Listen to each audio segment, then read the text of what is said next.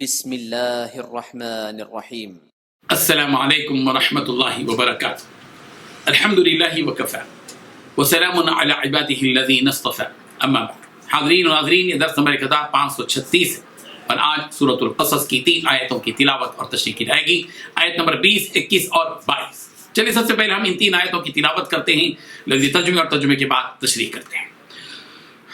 اعوذ باللہ من الشیطان الرجیم، بسم اللہ الرحمن الرحیم۔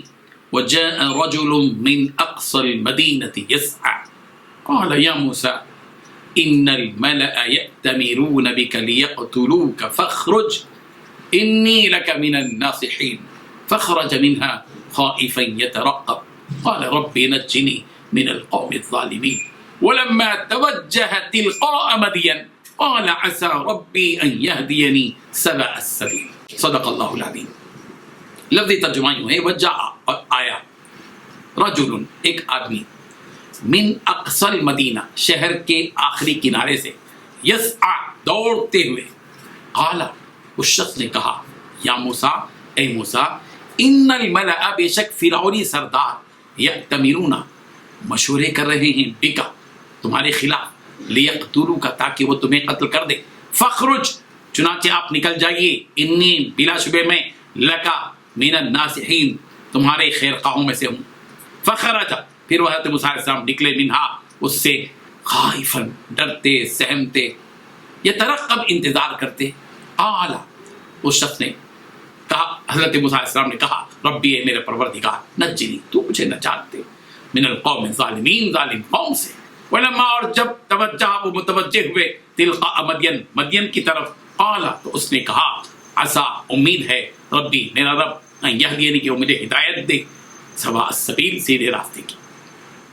ترجمہ یوں ہے، اور ایک شخص شہر کے کنارے طرف سے دوڑتا ہوا آیا اور بولا کہ موسیٰ شہر کے رئیس سردار تمہارے بارے میں مشورے کر رہے ہیں کہ تم کو مار ڈالیں، تم یہاں سے نکل جاؤ، میں تمہارا خیر خواہ ہوں۔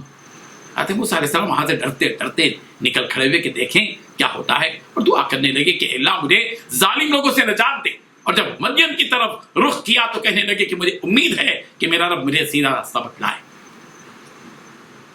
ان 3 آیتوں میں 7 باتیں بتلائی گئی ہیں۔ پہلی بات، ایک شخص شہر کے کنارے کی طرف سے دوڑتا ہوا آیا۔ دوسری بات، بولا کہ موسیٰ شہر کے رئیس سردار تمہارے بارے میں مشورے کر رہے ہیں کہ تم کو مار ڈالیں۔ تیسری بات، تم یہاں سے نکل جاؤ۔ چوتھی بات، میں تمہارا خیر خواہ ہوں۔ پانچویں بات، موسیٰ علیہ السلام وہاں سے ڈرتے ڈرتے نکل کھڑے ہوئے کہ دیکھیں کیا ہوتا ہے۔ چھٹویں بات، دعا کرنے لگے کہ اے اللہ مجھے ظالم لوگوں سے نجات دیجیے۔ ساتویں بات، اور جب مدین کی طرف رخ کیا تو کہنے لگے کہ میرا رب مجھے سیدھا راستہ بتلائے۔ بزرگان محترم، پچھلے درس میں ہم نے آپ کو بتایا وہ دوسرا واقعہ جو حضرت موسیٰ علیہ السلام کا پیش آیا تھا مصر میں، کہ وہ اسرائیلی جو پہلی مرتبہ لڑا تھا، ایک شخص سے لڑ رہا تھا، قبطی تھے، اور حضرت موسیٰ علیہ السلام نے اس کو تماچا مارا تھا، اور دوسرے ہی دن حضرت موسیٰ علیہ السلام جب دیکھا کہ وہی اسرائیل کسی اور قبطی سے لڑ رہا ہے تو حضرت موسیٰ علیہ السلام کو غصہ آیا تھا۔ اس سے کہا تو بڑا گمراہ آدمی ہے، سرکش آدمی، لڑاکو قسم کا آدمی ہے کہ کل بھی تو لڑ رہا تھا اور آج بھی تو لڑ رہا ہے۔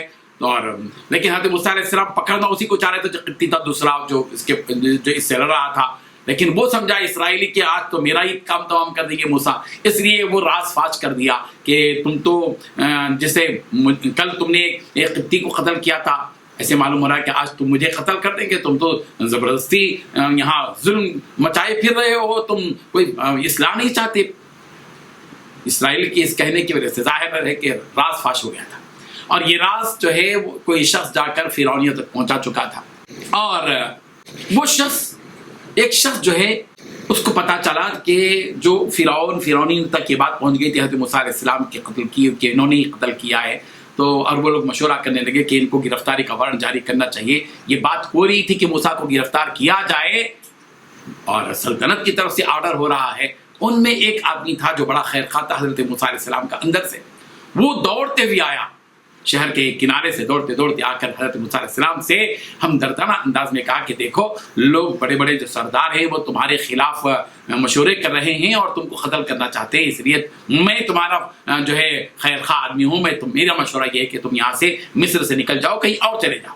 حضرت موسیٰ علیہ السلام کے لیے تو بس یہی ایک رات تھی، اس لیے کہ اب مصر آپ کا راز فاش ہو گیا تھا کہ وہ جو کل پرسوں کا قتل ہوا تھا وہ حضرت موسیٰ علیہ السلام ہی کے ہاتھ سے ہوا تھا، اور یہ اطلاع بادشاہ تک پہنچ گئی تھی، فرعونیوں تک، اور وہاں مشورے ان کی گرفتاری کے وارنٹ کے ہو رہے تھے. تو حضرت موسیٰ علیہ السلام نے عافیت اسی میں سمجھی کہ مصر سے نکل جائیں. چنانچہ فخرج منہا خائفا یترقب، حضرت موسیٰ علیہ السلام ڈرتے سہمتے شہر سے نکلے ہیں، اور نکلتے ہوئے اپنے پروردگار سے دعا مانگی، رب نجنی من القوم الظالمین، کہ میرے پروردگار ظالم قوم سے مجھے نجات عطا کیجیے.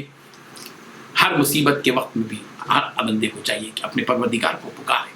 امن یجیب المضطر اذا دعاہ ویکشف السوء، اور پریشان حال کی پریشانی کو وہ سنتا ہے اللہ جو رب العالمین ہے، اور اس کی پریشانی کو دور کرتا ہے. وہ ایک ہی اللہ ہے جو پریشان حال، جو آدمی جب پریشان ہو جاتا ہے اور وہ اس کو پکارتا ہے، اللہ اس کی پکار کو سنتے ہیں اور اس کی مصیبت کو دور کر دیتے ہیں. چنانچہ حضرت موسیٰ علیہ السلام نے اس پریشانی کے عالم میں کہ ان کا راز فاش ہو گیا اور گرفتاری کا وارنٹ جاری ہو چکا ہے اور ان کو قتل کر دیں گے، ڈرتے ڈرتے ڈرتے وہ اپنے شہر سے نکلے اور اللہ تبارک و تعالیٰ سے دعا مانگنے لگے کہ اللہ تبارک و تعالیٰ اس ظالم قوم سے مجھے نجات عطا فرمائیے. اور حضرت موسیٰ علیہ السلام جب نکلے تو ظاہر بات ہے کہ اس وقت میں مدین کا رخ حضرت موسیٰ علیہ السلام نے کیا، اور مدین جو ہے وہ فرعون کی سلطنت کے حدود سے باہر تھا، جزیرہ نمائے سینا میں، اور مغربی اور جنوبی ظاہر بات ہے کہ علاقے تک ہی اس کا جو محدود تھا فرعون کا. اور مدین کا جو رخ تھا وہ ظاہر بات ہے کہ حضرت موسیٰ علیہ السلام کو کچھ مصر کے علاقوں سے پار ہو کر جانا تھا، سیکیورٹی تھی، پولیس تھی، لیکن بچتے بچاتے حضرت موسیٰ علیہ السلام مصر سے نکل کر مدین کی راہ پکڑ لی. ولما توجہ تلقاء مدین، جب مدین کا رخ کیا اللہ تبارک و تعالیٰ سے یہ دعا مانگی کہ عسیٰ ان یہدینی سواء السبیل، امید ہے میرا پروردگار مجھے سیدھا راستہ بتائے گا. اللہ پر توکل کیا. آدمی کوشش کرے، پیر جمائے، قدم جمائے، اقدام کرے، محنت کرے، آگے بڑھے، لیکن توکل اللہ کی ذات پر ہو کہ میرا پروردگار مجھ کو شر سے بچائے گا، خیر عطا فرمائے گا، منزل تک پہنچے گا. انسان کا کام راستہ پکڑنا ہے، اللہ کا کام منزل تک پہنچانا ہے. ان حقائق کو ذہن میں رکھیں. یہ واقعات اسی لیے سنائے جاتے ہیں تاکہ ہم ان سے مختلف قسم کے سبق حاصل کریں. وآخر دعوانا ان الحمد للہ رب العالمین.